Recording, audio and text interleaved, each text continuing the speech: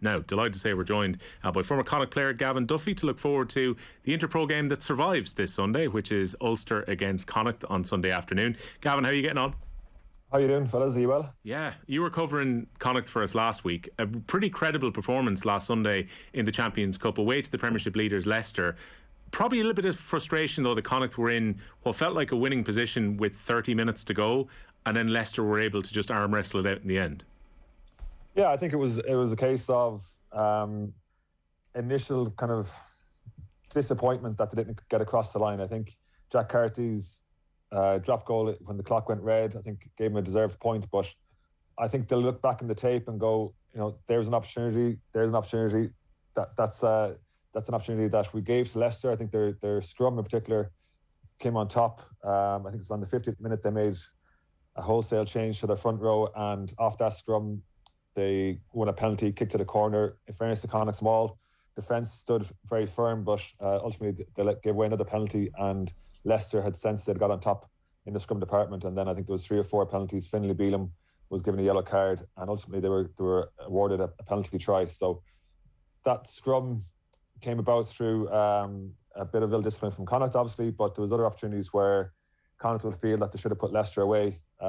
They'd gotten to the outside a couple of times, got Tiernan O'Halloran into a bit of space, and just couldn't quite get that last pass to Alex Wootton on a couple of occasions that would have given Connacht a bit of joy off set piece that they've been very, very good at over the course of the season so far. So they'll feel it on both sides of the ball that they missed opportunities, but then also gave Leicester a leg up into their own 22. And Leicester, in fairness, they're 13 from 13, I think, now at this stage throughout the season. So their game plan, whilst somewhat hard to watch in terms of there's a lot of kicking, a lot of kick chase. They put huge pressure then in terms of line speed, and every ruck you go into, you have to fight hard to get your own ball back, but it's proven very, very effective for Leicester, and certainly they're all on the same page. They know exactly what they're doing, and as I said, it's reaping the reward so far for Borthwick's team. Next couple of weeks, Connacht's focus now back on the URC, and there are 2 interprovincial games coming up. The trip to Ulster this coming Sunday, and then they've got Munster on the following week. An important period in terms of pushing back up the URC table again. And Connacht have been really good, Gavin, in their recent games against Ulster as a matchup. They've won 3 of the last 4, and probably the best performance the Connacht have put in all season as an overall performance came at the Aviva when they gave away home advantage to play Ulster just before the autumn internationals. And I thought that night at Lansdowne Road, Connacht were excellent when they put Ulster away. Yeah, they really were. And you lose to 3 out of the last 4. Connacht have won. It was 58 years before they'd won previous to that, particularly up in Ravenhill. I think they won the last 2 out of 4 up in Ravenhill. So it's been quite the swing in fortunes between the 2 provinces. As you mentioned, the last game now was against Ulster in the Aviva, when Connacht decided to move that game up to Dublin. And in many ways, I think Ulster at half-time will feel that they didn't make the most of their opportunities. Similarly, I think to the Leicester game, Connacht will feel at half-time in that game that they gave away far too many penalties to Ulster. Ulster had, I think it was 4 or 5 opportunities inside the Connacht 22 where it had either a line-out or a scrum and failed to make that count. So I think Ulster at half-time in that game would have felt, as we got to start taking our opportunities, whereas Connacht will feel, as we won't win this game if we keep giving away the penalties. And Connacht's penalties that day were nearly all for offside in the first initial period of the game, because I think they recognise the threat that Ulster bring when they get their tails up and they get quick fast balls. So Connacht were shooting off the line but giving away penalties doing that. So I think at half-time, as I mentioned in that game, both teams will feel that they had enough in them to change the flow of the game and to go on and win the game. And ultimately, I think Connacht's discipline cleaned up in the second half. They started getting a little bit more of the ball. I still think, though, at the end of the game, the scoreline flattered Connacht. Two breakaway tries, really, in the last 10 minutes, last 15 minutes, from Dermot Kilgannon from an intercept, and Matt Canson from a breakdown turnover.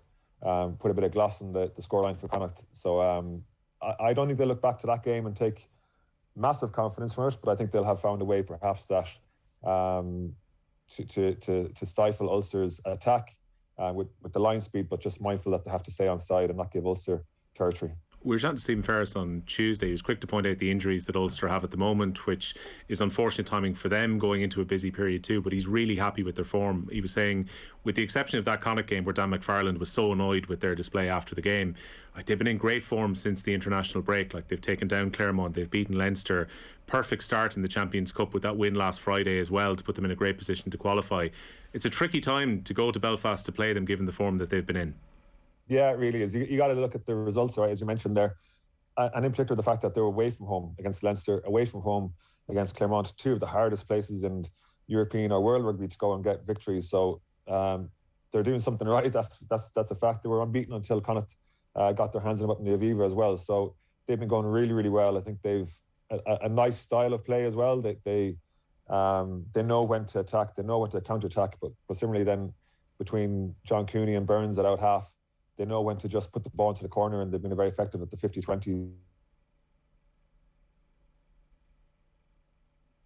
Gavin is just frozen for a second. We'll get him back in a second as Kenny watches on and gets the rugby chat here ahead of this week. I enjoy listening to the rugby chat. I'm always impressed with the quality of analysts that you get on. One of those situations, I'm happy to take it back. So you can see I'm leaning back in this seat here. I've no reason to get involved in the conversation. Kenny's thinking about his last, just to sit back and learn. Like, last bits of Christmas shopping. I'll just sit here and chillax and go back in a second. I think we've got Gavin Duffy back with us again. Gavin, I was going to ask you about some of the ins and outs from Connacht as well, because I was chatting to Andy Friend a few weeks ago before the start of the Champions Cup, and he was really happy with the way some of the contract negotiations have been going. But the big out this summer is going to be Ultan Dillane, who's been such a good player for Connacht, and it looks like he's going to join Ronan O'Gara in La Rochelle to plug some of the gaps that they have for their back row potentially. So we've got used to Ultan Dillane playing second row quite a bit for Connacht and for Ireland, but he does offer that versatility to play in the back row as well for La Rochelle next season. Yeah, he does, and he's been a huge part of what Connacht have achieved over the last 10 years. Obviously, the highlight winning the Pro 12 as it was in 2015-16. He's been a stalwart now for 10 years, coming to the academy, the young lad, 18 years of age. And I think similar to the Finlay Bealham, Dennis Buckley, Owen Matson, who all become regulars now in this Connacht team, they cut their cloth in the AIL initially. Actually, all of them with Corinthians here in Galway, but they kind of earned their stripes playing AIL division rugby and really just buckled down. And anytime they got an opportunity, they just gave it their all. I remember one of the first days coming across Ultan. I think it was a cold Tuesday morning. It used to take me a while to get warmed up into training, but I warmed up fairly quickly that morning. Ultan got the ball. I think it was the first time Ultan was on the pitch in the senior team, and he just ran over the top of me, and I was going, oh my God, who is this fella? Like, he was only a slip of a fella, but since then I think he's grown into his broad shoulders, and he is, I think, everything that has been good about Connacht rugby over the last 10 years or so. Fellas coming to the academy, taking their opportunity, keeping their head down, and ultimately going on to play for Connacht. And whilst he's going to be a big loss to Connacht, I think over the last couple of years, other fellas have followed in his footsteps, and none more so than Niall Murray, who's just about to break into the team or become more of a regular in the team as well. So Ultan, as he said in his statement, I think he still wants to go out on a high with Connacht over the next 6 months before his departure to La Rochelle. So I look forward to seeing him play, because when he's on song and when he's on form and when he's fully fit, he is a superb rugby player, and he's a great capture for La Rochelle. You wouldn't begrudge him the move either, given the way the Ireland setup has worked out. Like, it's difficult for him to get into the second row when you've got James Ryan and a line, and Ian Henderson probably is the first choice, and then the back row options. Like, everyone knows how well stacked Ireland are in that position. Like, Ultan has been in and around the squad, but the last couple of years it's been very difficult for him to get into the Ireland team.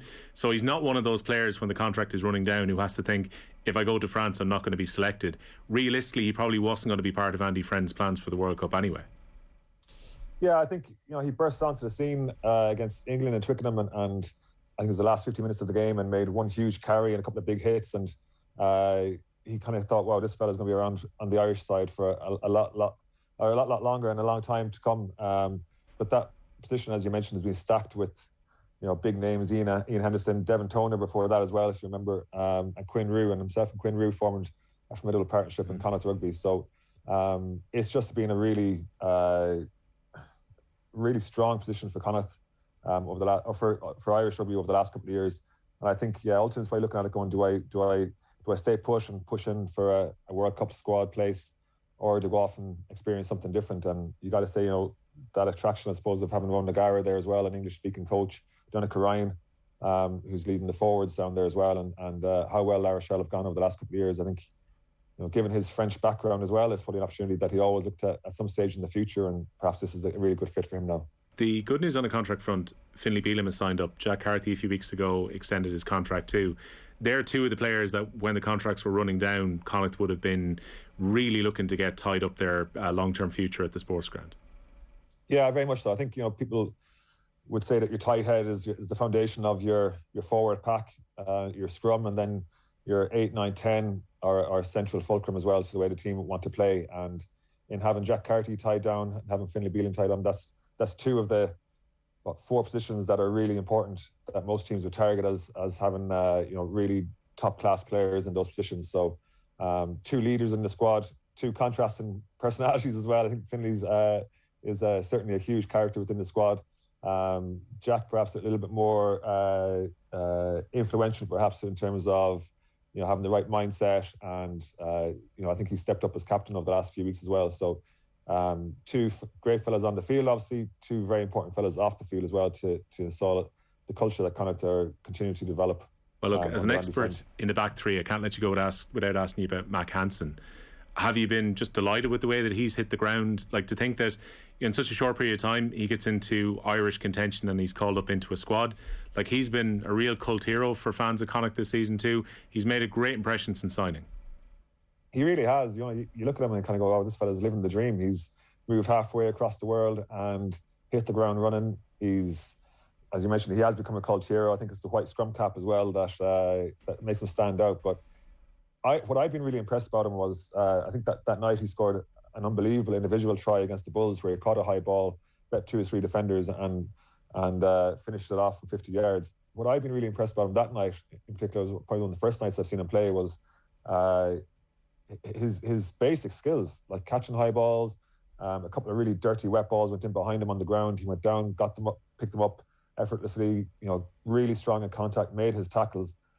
Sure, his highlight reel is probably the best in the league at the moment in terms of his tries and his contributions. But his basic skills, I think, is something that I think the Connacht fans have really warmed to. Yeah, I said, we've had players over the years that perhaps had dazzling feet and that they could produce magic moments, but he has just hit the ground running in every department. And then obviously getting called up into the Irish squad, getting a look in there, has probably whetted his appetite for more down the line. So hopefully he gets back to full fitness.